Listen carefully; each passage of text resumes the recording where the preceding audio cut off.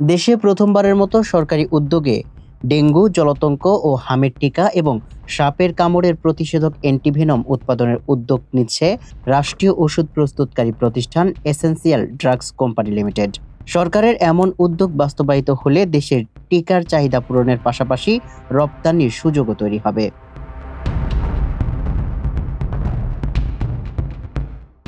Essential drugs company লিমিটেডের ব্যবস্থাপনা পরিচালক সামাদ মৃধা এই তথ্য জানিয়েছেন। প্রধানমন্ত্রীর নির্দেশনা ও স্বাস্থ্যমন্ত্রীর তত্ত্বাবধানে কোম্পানিটি জরুরি ভিত্তিতে এই প্রকল্প গ্রহণ করেছে।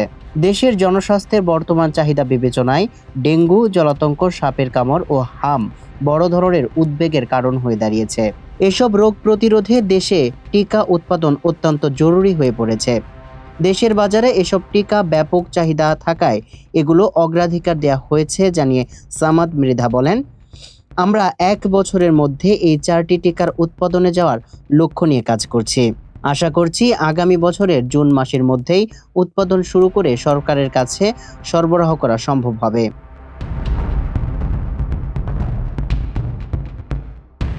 সামাদ মৃধা বলেন, প্রতিষ্ঠানটি যে অবকাঠামো রয়েছে তা ব্যবহার করেই এ প্রকল্প বাস্তবায়ন করা হবে।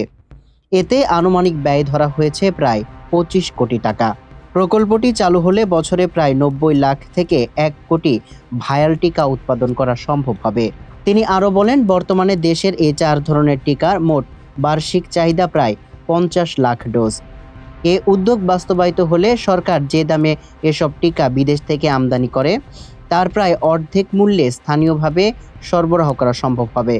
এছাড়া দেশের চাহিদা মিটিয়ে টিকা রপ্তানিরও সুযোগ হবে। সামিউল ইসলাম, মানবকণ্ঠ।